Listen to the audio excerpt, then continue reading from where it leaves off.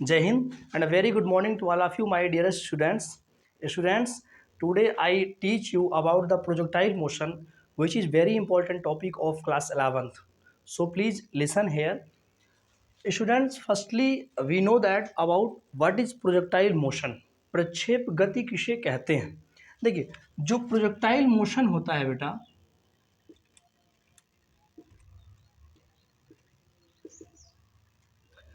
पहली चीज तो जो प्रोजेक्टाइल मोशन होता है माने जो प्रक्षेप गति होती है वो 2D होती है, मतलब 2 डायमेंशनल होती है। ठीक है, जिसमें एक एक्सिस के साथ साथ एक्स एक्सिस के साथ साथ वाई एक्सिस की भी नीडनेस होती है। मतलब 2D डायमेंशन क्या होती है, मतलब 2D जो मोशन होती है क्या होती है, 2 डायमेंशनल मोशन। मतलब सेम टाइम इंटरवल में ही अगर देखा जाए तो दोनों ही अक्षों को, दोनों ही एक्सिस को कवर कर रही हो बॉडी। ठीक है, प्रक्षेप गति भी उसी का एक एग्जाम्पल होता है। मतलब एक ही सदस्य किसी पत्थर को अगर हम फेंकते हैं, ध्यान दें, अगर हम किसी एक पत्थर को ऐसे, ये पत्थर है इसको सूर्य को फेंक रहे हैं ऊपर की तरफ, जब हम इसको फेंकेंगे तो एक ही टाइम में ये 2 डायरेक्शन को कवर करता है। एक तो ये ऊपर की तरफ जा रहा होता है, ध्यान दें अगर, एक तो अगर ध्यान दें हम तो ये सीधे मतलब ऊपर की तरफ जा रहा है, वर्टिकली जा रहा है, और एक तो हॉरिजॉन्टल जा रहा होता है, क्षैतिज दिशा में जा रहा होता है। एक तो ऊर्ध्वाधर और एक क्षैतिज, दोनों एक साथ कवर करता है सेम टाइम इंटरवल में। जिस टाइम में ये ऊपर जा रहा है उसी टाइम में इस तरफ भी जा रहा होता है। तो ऐसा अगर कोई मोशन होता है तो उसे हम लोग 2D मोशन बोलते हैं या 2 डायमेंशनल मोशन बोलते हैं, द्विविमीय गति कहते हैं। प्रक्षेप गति भी या प्रोजेक्टाइल मोशन भी उसी का एक एग्जाम्पल होता है। ठीक, तो इस चीज़ के बारे में हमको डिटेल समझना है। और देखिए, एक टॉपिक आपके यहाँ है सिलेबस में कि प्रक्षेप का की गति जो होती है या जो प्रक्षेप का जो पथ होता है वो प्रवलयाकार होता है। मतलब कहने का ये हुआ कि जो प्रोजेक्टाइल मोशन जब कोई ऑब्जेक्ट कर रहा होता है तो उसका जो पाथ होता है वो परवलय पैराबोला होता है। ठीक है, परवलय की तरीके से होता है। देखिए समझते हैं, इसको हम लोग प्रूफ भी करेंगे किस तरीके से। जैसे मान लीजिए कि हमारे पास, अगर आप ध्यान दें थोड़ा सा, तो हमारे पास ऐसे वर्टिकल लाइन जो है, एक एक्सिस है और एक हॉरिजॉन्टल, एक क्षैतिज है और एक जो है मतलब एक ऊर्ध्वाधर है और एक क्षैतिज है। मान लेते हैं कि जो क्षैतिज है वो एक्स एक्सिस पर है। ठीक है, और जो वर्टिकल लाइन है, जो ऐसे हॉरिजॉन्टल लाइन जो है वो वाई है। ठीक है, मान लेते हैं कि एक हमारे पास क्षैतिज अक्ष है और एक क्या है, ऊर्ध्वाधर अक्ष है, तो दोनों एक्स और वाई है। ठीक है, और हमारा कोई ऑब्जेक्ट यहाँ से चलना स्टार्ट करता है, यहाँ ओ पॉइंट है, और यहाँ से वो मोशन करना स्टार्ट करता है। ध्यान दें बेटा, ये इसका फिगर होता है, अगर आप ध्यान दे पाएँ तो ये इसका फिगर बनता है। ठीक है ना, लेकिन इसको समझना है, आपको डिटेल में समझना है। देखिए होता क्या है कि जब आपका ऑब्जेक्ट चलना स्टार्ट किया तो हम मान लेते हैं कि जिस समय वो चल रहा होता है उस समय जो उसकी वेलोसिटी होती है वो कितनी होती है, u होती है। इनिशियल वेलोसिटी वैसे भी हम लोग u से ही रिप्रेजेंट करते हैं, तो इनिशियल वेलोसिटी कितनी है उसकी, u है। थोड़े टाइम बाद जब वो आगे बढ़ता है तो वो अपनी वेलोसिटी को पा जाता होगा, मतलब वहाँ पर पहुँचते पहुँचते उसकी जो वेलोसिटी हो जाती होगी वो क्या बन जाती होगी, v हो जाती होगी। क्या हो जाती होगी, v हो जाती है। समझ रहे हैं बात हमारी? अच्छा देखिएगा, अगर हम यहाँ पर केस लें, केस लें, देखिए ऐसे इस तरीके से यहाँ भी अगर हम केस लें,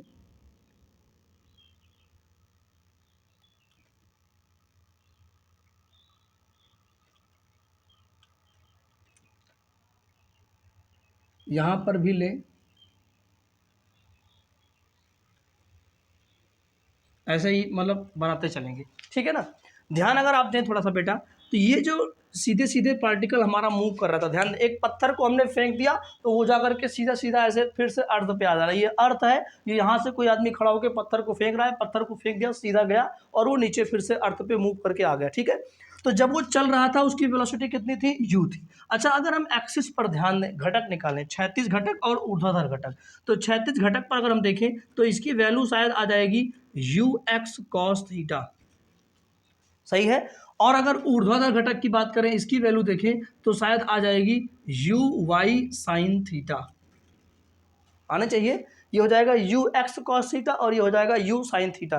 देखो ये आया कहाँ से, ये भी आप समझ लीजिएगा। देखो बाबू, अगर हम इस ट्रायंगल को ध्यानपूर्वक देखें तो ये राइट एंगल होता है एक तरीके से। ठीक है, और राइट एंगल में अगर हम ध्यान दें तो ये हमारा 90 है, मतलब इसके सामने वाली जो लाइन है वो क्या है, हाइपोटेनियस है, ये वाली u जो है। ठीक है, तो अगर हम इसमें cos थीटा अप्लाई कराएं, देखो cos theta is equal to क्या होता है कि बेस अपान हाइपोटेनियस। बेस की वैल्यू कितना दे रखा है, यू एक्स दे रखा है, ध्यान दें, बेस की वैल्यू कितना दे रखा है, यू एक्स दे रखा है। हाइपोटेनियस की वैल्यू कितना दे रखा है, यू दे रखा है, कितना दे रखा है, यू दे रखा है। तो जो यू एक्स की वैल्यू आएगी वो हो जाएगी यू कॉस थीटा। ध्यान दें, जो यू एक्स की वैल्यू आएगी वो कितनी आ जाएगी, यू कॉस थीटा।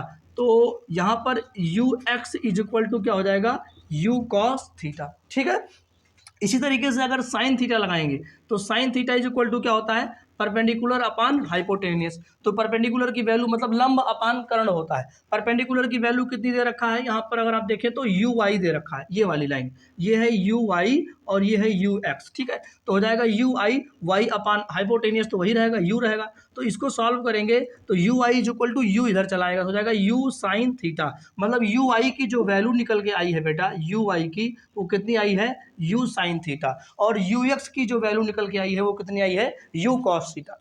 ऐसे नहीं कि बस मर्जी किया लिख दिया, ऐसा नहीं, रीजन होता है, ये रीजन उसका अथेंटिक रीजन ये होता है। ठीक है, कि जब हम उसमें अप्लाई कराएंगे, क्योंकि देखिए जो क्षैतिज लाइन हमको दिखाई पड़ती है बेटा, ठीक है, वहाँ हमको आधार दिखता है, मतलब बेस दिखता है, और जो सीधी सीधी लाइन दिखती है ऊर्ध्वाधर लाइन, वहाँ हमको लंब दिखता है, मतलब परपेंडिकुलर लाइन दिखती है, इसीलिए ऐसा होता है। ठीक है, चलिए तो मान लेते हैं कि यू एक्स और यू आई की जो वैल्यू निकल के आई है वो इतनी निकल के आई है। ठीक है, इतनी बात आप समझ गए। देखिए जब आपका पार्टिकल चल रहा है, ठीक, हम मानते हैं कि सबसे मैक्सिमम डिस्टेंस जो कवर करता है वो यहाँ से, ध्यान देना इस चीज़ को, अर्थ से, ध्यान देना बेटा, अर्थ से जब कोई चीज क्षैतिज दिशा में जा रही होती है तो उसको हम लोग डिस्टेंस कहते हैं, क्या कहते हैं, डिस्टेंस कहते हैं। और क्षैतिज की बजाय अगर वो ऊर्ध्वाधर जाना स्टार्ट कर दे, इसे ऊपर की तरफ जाना स्टार्ट कर दे, तो उसको हम लोग फिर क्या नाम है, डिस्टेंस ना कह करके उसको हम लोग हाइट बोलते हैं। क्या बोलते हैं, हाइट। उसी हाइट, ध्यान रखना, ऊपर की तरफ अगर कोई ऑब्जेक्ट जाता है तो उसी डिस्टेंस को ही हम लोग क्या कह देते हैं, हाइट कहते हैं। तो इसको हम लोग क्या बोल देंगे कि ये क्या है भैया, हाइट है। तो ये डिस्टेंस ही, लेकिन इसको हम लोगों ने क्या मान लिया, ये क्या है, हाइट है। और इस रेंज में जो ये कवर कर रहा है, हम मानते हैं कि मैक्सिमम रेंज उसका जो है वो एक्स डिस्टेंस को वो कवर कर लेता है। ठीक है, बाद में रेंज को आर से रिप्रेजेंट किया गया है, लेकिन अभी के लिए हम मानते हैं कि जो इस दिशा में जा रहा है वो कितने को कवर कर रहा है, एक्स को कवर करता है। ठीक है, अब अगर आपसे मैं एक क्वेश्चन पूछूं जरा, आप लोगों को पढ़ाया गया है कि स्पीड इज इक्वल टू होता है डिस्टेंस अपॉन टाइम, होता है स्पीड इज इक्वल टू क्या होता है, डिस्टेंस अपॉन टाइम। मतलब अगर हम स्पीड की वैल्यू को देखें, यहाँ से ध्यानपूर्वक समझिएगा, अगर हम स्पीड देखें तो यहाँ कितनी है, यू एक्स है, कितनी है बेटा, यू एक्स है। तब डिस्टेंस कितना हो रहा है, एक्स हो रहा है, कितना हो रहा है, एक्स हो रहा है। तो टाइम कितना लग रहा है, टी लग रहा होगा, टाइम कितना लग रहा है, टी। तो x इज इक्वल टू, हमको लगता है, थोड़ा सा मैं इसको ढंग से लिखता हूँ, u x is equal to हो जाएगा x अपान टी। तो यहाँ से x is equal to t को इधर ट्रांसफर कर दीजिए, भेज रहे हैं ना, टी को इधर ट्रांसफर कर दीजिए, हो जाएगा यू एक्स इंटू क्या हो जाएगा, टी। शायद आप इस चीज़ को बेहतर समझे होंगे, x इज इक्वल टू क्या हो जाएगा, यू एक्स इंटू टी, समझ रहे हैं ना। अब अगर हम इस चीज़ को थोड़ा और आगे बढ़ें तो x इज इक्वल टू क्या हो जाएगा, यू एक्स की वैल्यू वहाँ कितनी दी गई है you cos theta into t. ध्यान देना इस चीज़ को बेटा, क्या दिया गया है, x इज इक्वल टू दिया गया है you cos theta into T. शायद आप इस चीज़ को समझ रहे होंगे। अभी थोड़ा सा हम लोग आगे बढ़ेंगे। अब देखिए, from the second equation of motion, from the second equation of motion, देखिए सेकेंड इक्वेशन ऑफ मोशन को अगर हम लेते हैं तो यहाँ सेकेंड इक्वेशन ऑफ मोशन हमको पढ़ाया गया एस इज इक्वल टू होता है U T plus half A T square. बेटा इस चीज़ को थोड़ा ध्यान देंगे अगर आप, तो हम लोग सॉल्व कर पाएंगे कि क्या होता है। एस इज इक्वल टू क्या पढ़ाया जाता है, U T plus half A T square. देखिए तो क्या है, अब चूंकि जो ऑब्जेक्ट आपका है वो ऊपर की तरफ गया है, हॉरिजॉन्टल देखिए ऊपर की तरफ देखिए गया हुआ है, तो ऊपर की तरफ जाएगा तो वहां पर जो घटक लेंगे वो क्या लेंगे, हम लोग यू वाई लेंगे। ध्यान देना, ऊपर की तरफ। अब देखिए जब ऊपर की तरफ ऑब्जेक्ट जाएगा तो जो डिस्टेंस है वही क्या हो जाती है, हाइट होती है। तो जहां हम लोगों ने एस लिखा है वहां क्या लिख देंगे, एच लिख देंगे। ठीक है, और इस u की जगह पर ध्यान देना, इस u की जगह पर हम लोग क्या लिख देंगे, यू वाई लिख देंगे। क्या लिखेंगे, यू वाई, ऊपर की तरफ जा रहा है ना तो इसको क्या लिखेंगे, यू वाई, क्योंकि ऊपर की तरफ हम लोग निकाल रहे हैं ना हाइट। अब t लिखा हुआ है तो t लिखा रहने देंगे, प्लस, ध्यान देना, प्लस 1/2 लिखा है। अच्छा बताइए जरा, एक्सीलरेशन जो होता है change in velocity upon change in time, है ना, मतलब rate of change of velocity is known as acceleration. लेकिन जब ड्यू टू ग्रेविटी है ये एसिलरेशन अगर ग्रेविटी के अधीन होता, ड्यू टू ग्रेविटी है, तो उसको ग्रेविटी एसिलरेशन कहते हैं, या फिर एसिलरेशन ड्यू टू ग्रेविटी कहते हैं। मतलब कोई ऑब्जेक्ट अगर ऐसे सीधे सीधे धरती पर दौड़ रहा है तो उसके वेलोसिटी में जितनी चेंजिंग आएगी उसको हम लोग एसिलरेशन कहेंगे। लेकिन अगर कोई ऑब्जेक्ट नीचे से ऊपर जा रहा हो या ऊपर से नीचे आ रहा हो, तब जब उसकी वेलोसिटी में चेंजिंग आती है उसे हम लोग एसिलरेशन ना कह करके एसिलरेशन ड्यू टू ग्रेविटी कहते हैं। और उसको हम लोग किससे रिप्रेजेंट करते हैं? स्मॉल जी से रिप्रेजेंट करते हैं। बाबू एक बात का और ध्यान रखना, अगर कोई ऑब्जेक्ट अर्थ की तरफ आ रहा हो, ऊपरा से नीचवा गिरता हो, तब जो उसका ड्यू टू ग्रेविटी एक्सीलरेशन है वो क्या होता है? इंक्रीज होता है। लेकिन अगर वो अर्थ से ऊपर की तरफ जा रहा हो, मतलब अपोजिट डायरेक्शन में जा रहा होगा, तब जो उसकी ग्रेविटी होती है वो क्या होती है? घटती जाती है, डिक्रीज होती है। इसीलिए इसका जो सिंबल होगा यहाँ हम लोग जो रखेंगे जी, ए की वैल्यू क्या रख देंगे? जी रखेंगे, वो भी माइनस में। मतलब चूंकि हम लोग चाहे ब्रैकेट में लिख देना कि ए इज इक्वल टू होता है माइनस जी। इस केस में क्योंकि अर्थ से ऊपर की तरफ जा रहा है ऑब्जेक्ट, और जब ऊपर ससुरा जाएगा तो जो उसका एसिलरेशन ड्यू टू ग्रेविटी है वो क्या होगा? निगेटिव आएगा। ठीक है, तो यहाँ हो गया निगेटिव। और टी स्क्वायर लिखा है, टी स्क्वायर वैसे लिखा रहना दो, कोई दिक्कत समझने में हो भाई? तुरंत पूछेगा, अगर जैसा ही कोई प्रॉब्लम होगी तुरंत पूछेगा। चलिए अब बेटा अगर आप ध्यान दें तो h is equal to u i की वैल्यू देखो कितनी दी गई है? यू साइन थीटा दी गई है। आप चाहें तो इसको अलग करके लिख भी सकते थे कि u x is equal to क्या होता है? U sine theta. U y is equal to क्या होता है? सॉरी भाई, u x is equal to u cos theta, और u y is equal to क्या होता है? U sine theta. ये मैंने आपको निकाल के दिखा दिया किस तरीके से अभी बताया था, किस तरीके से आया था।